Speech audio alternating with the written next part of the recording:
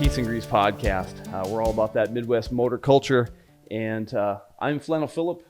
Behind the camera is Sinclair, and today we're joined by Harley Kraus. Harley Kraus.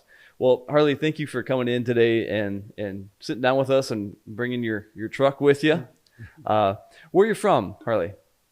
I grew up just 3.5 miles south of Sombrota. Okay. I went to Pine Island School. Sure. So, and I'm 75 years old as of a couple weeks ago. And my grandpa bought that truck in the spring of 1950 also. So it's the same age as I am. Wow. That's awesome. He always used it for in the fields, pulling grain from the thrashing machine to the granary, and sometimes hay wagons, and never got very far away from home. So it's spent its whole life just in this right little around area. here. Yeah. So one of the questions that I ask anybody that comes on the show is, what is your cylinder index? How many cylinders do you own? Now, they don't have to be running, but you just have to, they have to belong to you. So if you totaled up all the engines that you own, what would that be? I should have been told this last week because I have no idea. But it's up 40, 50, something like that. Sure. Okay. So you have quite a few machines at your place then. Yeah. Neat. Yeah.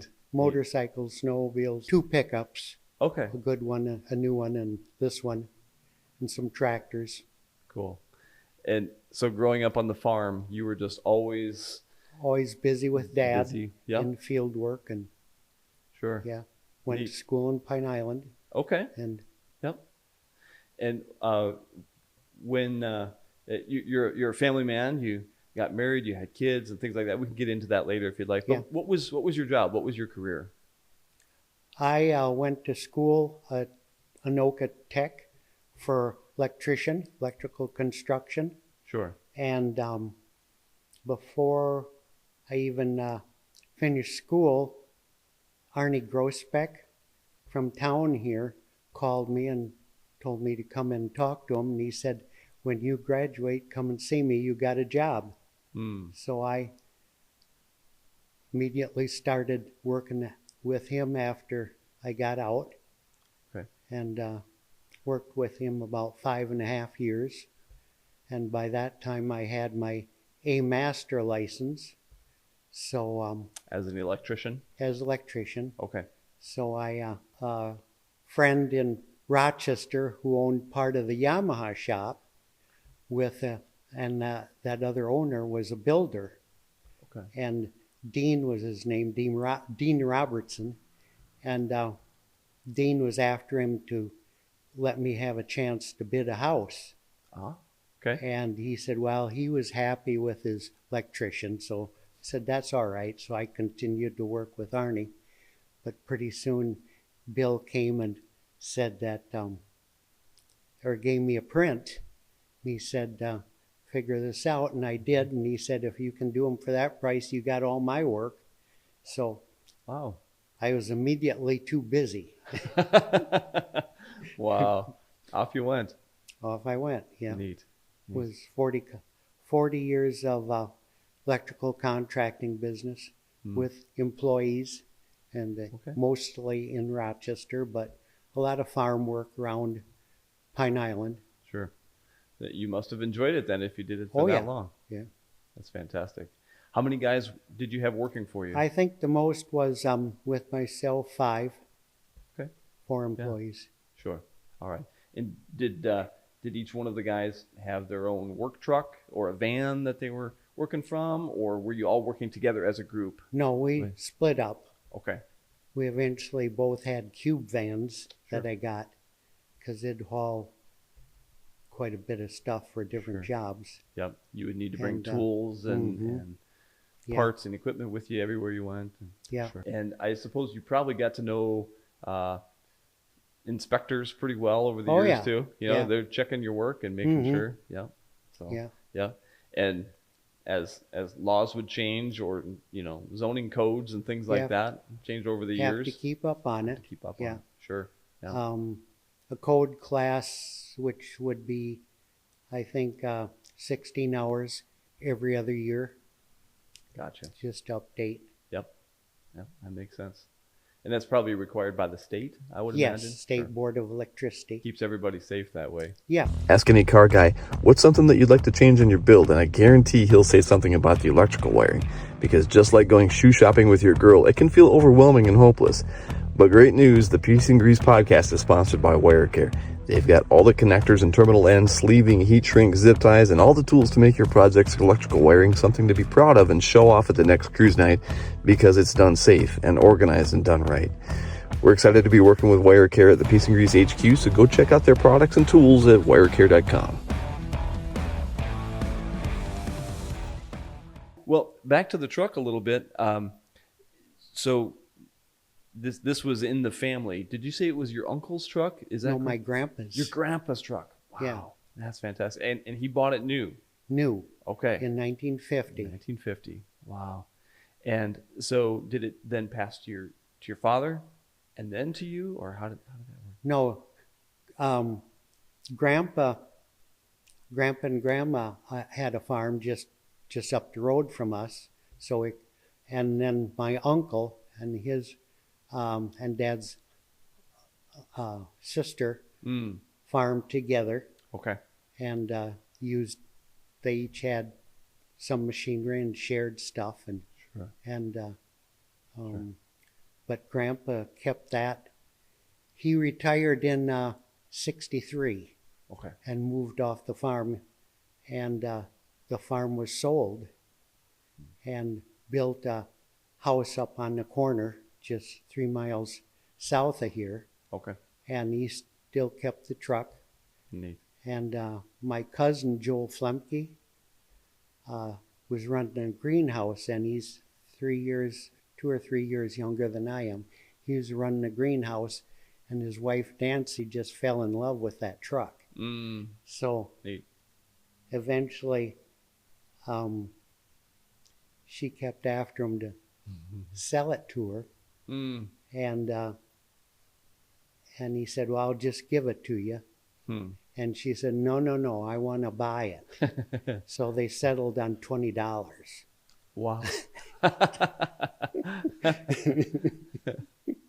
But Nancy has passed away.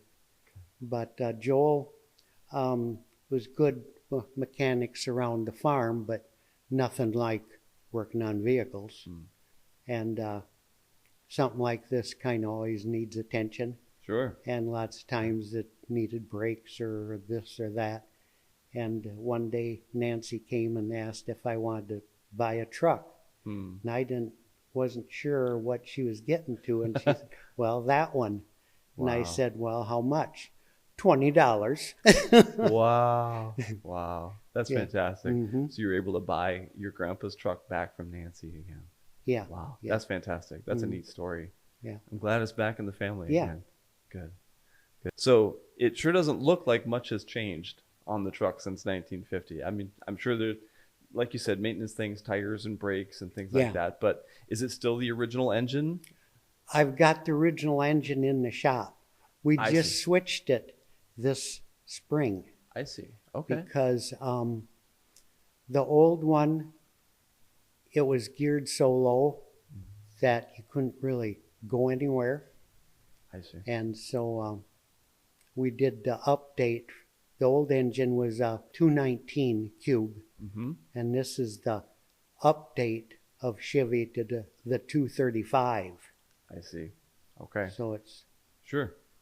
The rear differential and the transmission, are those the original, or did you gear those different? Switched transmission too, because the transmission that was in it was a 4-speed, but low was so low for field work that you never used it. I see. And so fourth was 40 miles an hour, and then it's singing. Yeah.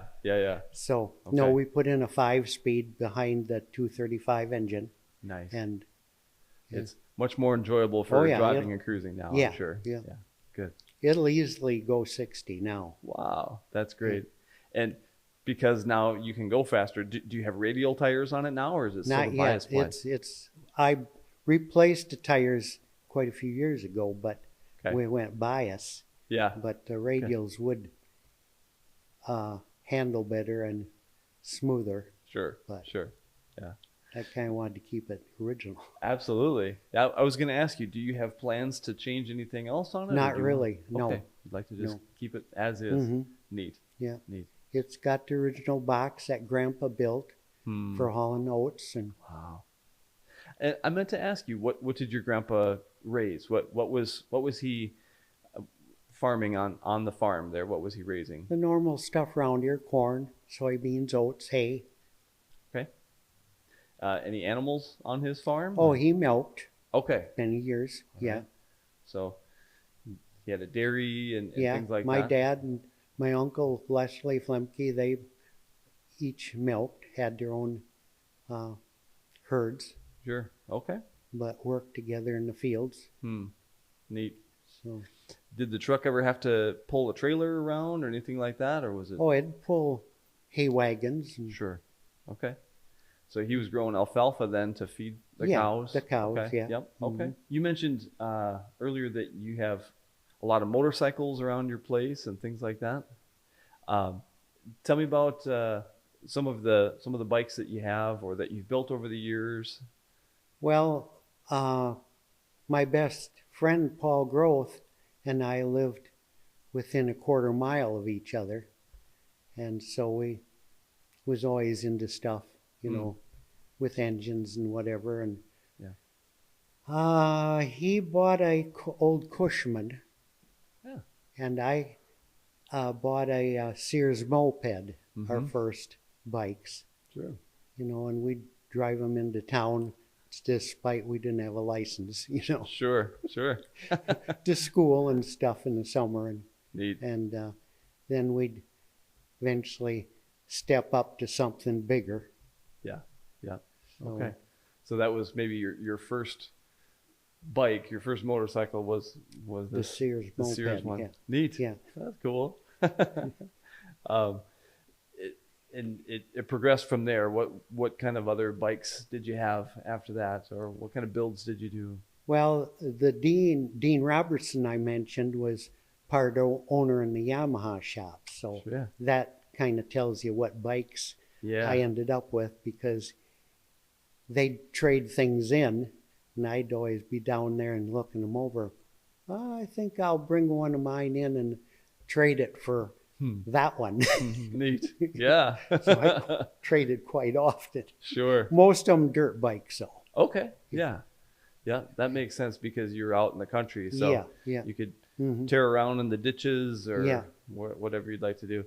Did you like trail bikes that had headlights on them or things like that so you could ride at night? Or were they strictly dirt bikes that No, had no both. lights? I had a trials bike. I still do. That's Okay. got light. I had light anyway. Sure. And but I had motocrossers. Okay. Or, Neat. Did you ever compete in No, any? no, Okay. All right. no. Just Never strictly for fun. yeah. Mhm. Now, I heard that you were inspired by an Easy Rider Oh, project. Tell me about that.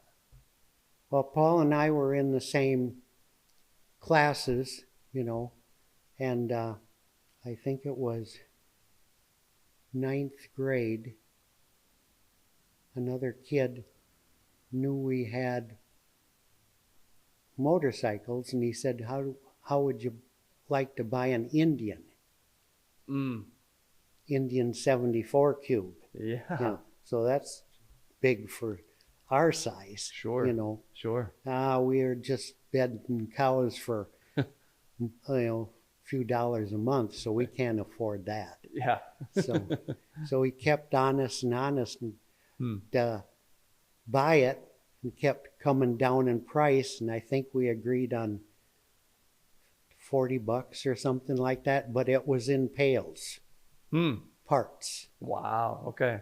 So I talked my dad into taking us out south east at Pine Island, and it was in a old house out there somewhere Hmm.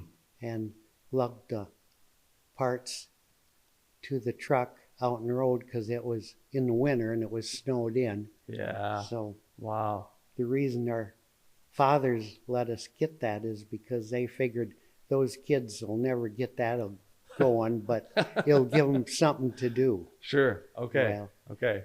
We So surprised them. Yeah. You bought a parts buy. You just bought a whole bunch of parts and you put it all together. Engine was a part, everything. Wow. Wow. So And you had to get your hands on some gaskets and some seals and Oh, things yeah. like that. back then stuff Yeah. was more readily available Okay. back in Yep.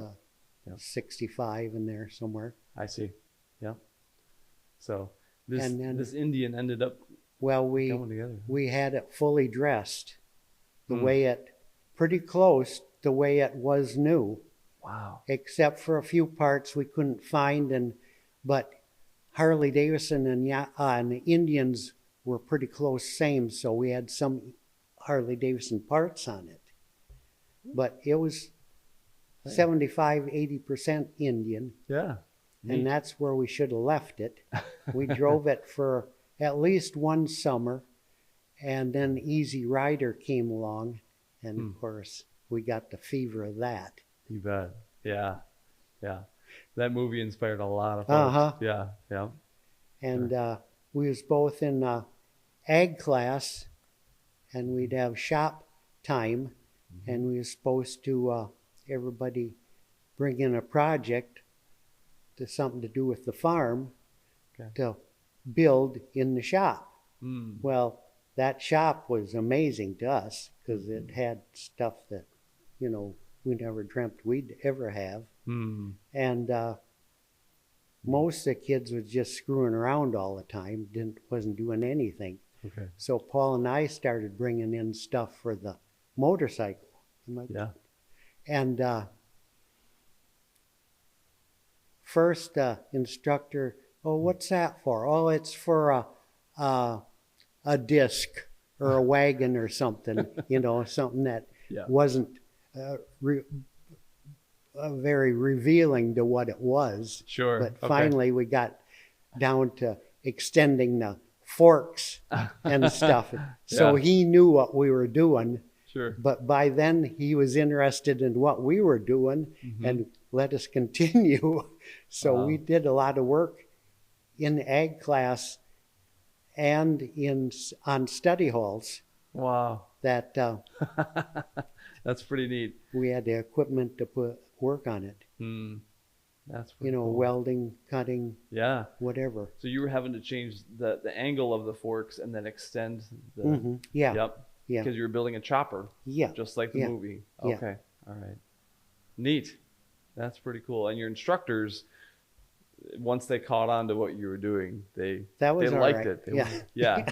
They were At helping least you. we were doing something creative Yeah. instead of the other kids just slinging bolts across the Sure. room, Yeah. bolt fight and whatever, propelling themselves across the shop floor with the fire extinguisher on a creeper. That really happened, huh? Oh yeah. Boy. Shop class antics, huh? Uh-huh. If there was a car that you would love to have someday, what would it be? What would be something that you'd love to find or build Well, for your own collection? Dean Robertson, the one that had the Yamaha shop, was divorced at the time, and he bought a Ford Pantera. And that was fun. Rear engine, which was ahead of its time, Yes. and cornered like nothing else in the road. And him and I went out to California once to visit his sister, and drove that and just had a blast. We was on the CB the whole time, so we knew where the Smokies were, Right. and we didn't waste any time getting there. Wow. Wow. So you road trip to Panter all the way to California. Yeah. Wow. That's Yeah. cool. That's really, really cool. Yeah. Huh. I've only seen 2 of those cars in real life, and Yeah. they're pretty Mhm. amazing machines. But now there's other ones like the Chevy Corvettes. Mhm. They're way updated. Oh, with yeah. the rear engines and Hmm. higher horsepower. And Yeah. Neat. Yeah. but back then that was a kind of the top of the line. That was a 'Cause hot ride. You bet. Dean would cruise Rochester on Friday night, and he got guys coming up beside him, trying to coax him on. And well, he motioned, "Let's go out of town." Sure. Well, he said lots of times, like him and the Corvette would be pretty close neck and neck, Wow. but he'd wait till he could hear the Corvette top out, Okay. and he'd pull fifth gear and kind of wave. And off he went. Wow. If I remember right, did the Panters have a 4? What engine did they Just have? 350, but built. Okay. Yeah. Gotcha. Wow. And there were always manual transmissions in those? Oh yeah, I believe. back Yeah. then. Back yeah. then they were. Yeah. I don't know if there was an automatic in the Pantera, but Okay. Yeah. So if you could have one, that he would be wanted your to choice. me Yeah. to buy that Oh, okay. when he was going to get married again, and I wanted to in the worst way, but I was running my own business Sure. and living on a crushed rock road. Sure. That's not a good combination. So Right. Yeah. If you could get your hands on a Pantera, would you road trip it again to California? Would you relive that trip again? I wouldn't go to California, but Okay. I got a daughter out in Scottsdale. I'd go out Oh, and there see you what go. it. Yeah. There you go. Go see her. Oh, snowmobiles. We was Yeah. into Tell me drag about her. racing, snowmobiles, like Yeah, I'd like to hear more about 1,000-foot drags. that. Neat. Wow. And, And were they on ice? Were they frozen lakes well, that you were racing back on? then, sometimes it was really slick, but they didn't have good traction options. We had like KK8s, which was a traction option, but it didn't do a lot. Okay. It still spun. You had to The keep tracks were them- still spinning on the ice. Had to keep them sharp. Okay. Eventually, they went to picks, and they really Okay. did. Yeah, But, those are like studs Yeah, sticking yeah. out. Okay. So were cleats allowed? Those would be like a steel bar? in Yeah. there? Okay. Yeah. You could have something like that. Because that would hold the picks I see. Okay. Okay. Sure. better And than the rubber. yeah. And so were they mostly stock snowmobiles, or did you guys hop those up? Well, Dean was in the Yamaha shop, and I was down there quite a bit. And of course, a shop with other guys there, you don't want to even have your private projects going, I laying see. around during the week when they're there. So he said once that we should have our own shop. So I purchased an old cheese factory up on the corner, just half mile from where I lived, Okay. and fixed that up, and we had our own private shop, Nice. which we was there just about every night. Wow. Okay. We had That an way. engine dyno, and Dean was into porting and polishing, Okay. and I got into building the tune pipes with the cones, Wow. Okay. and we'd put it on the dyno. We had our own dyno and Neat. Wow. built our own engines. Wow. So you're doing the machining work and all those things right there in your Yeah. shop. Oh, yeah. And you had a dyno. So you could actually measure how much power Horsepower. you Yeah. were making, and the changes that you would make, you'd be able to tell Yes. if they were helping Yeah. or hurting. Okay. Wow. Neat. So that would have been about what year range was that happening? Oh, age? Yeah. Was that in the 70s? Was that in the 80s? That was happening? No, it was in the 70s, 70s. early Okay. 80s. Okay. We were racing. Okay. Yeah. Neat. Wow. And what classes of racing were you doing then? Like, We were in open modified. okay, gotcha. Because, Yep. So they had rules that you had to follow Yeah, to be able yeah. to Mhm. to change this, but you couldn't change that. That was kind of the idea. Open Yeah. modified could pretty well do anything. Anything. Yeah. Okay. Wow. Was anybody using power adders? Were they using turbos on snowmobiles at that time? Not yet. Not yet. Okay. Gotcha. Because now it seems like everybody has turbos Yeah, and 4-strokes, but back then everything was 2-stroke. wasn't it? two-stroke. Yep. Yes. Gotcha. And did you ever get involved with rotary engines at all? Or that was kind of a skidoo thing, wasn't it? Yeah. Okay. Mhm. All right. Did you ever mess Paul around with worked those? at a skidoo shop in Red Wing, and they sold skidoos. Okay. So he was in skidoos. Yeah. Of course, I was in Yamahas because Sure. of Dean. Your connection there with So Dean. we'd usually work on them. Sure. Yeah. So that was your preferred platform Yeah, was yeah. Yamaha Mhm. anytime you could. Gotcha. Neat. Well, that's cool. Did you have to travel much when you were racing snowmobiles, or was it all pretty close by? We didn't go very far. Like Lake City, Okay. down towards Winona. Mm-hmm. Stewartville was a big one. They'd have one every early winter. I see. Okay. We wanted to make sure we were to that one because Yeah. we knew a lot of people there. Sure. You know. Sure. But you never really left the state, or No, you didn't no. take trips up to Canada or anything like No. that for your racing. Okay. Yeah. Paul got into the big stuff. He got a sponsorship with Budweiser, Is that right? and they traveled all Okay. over. But he built his own sleds, Okay.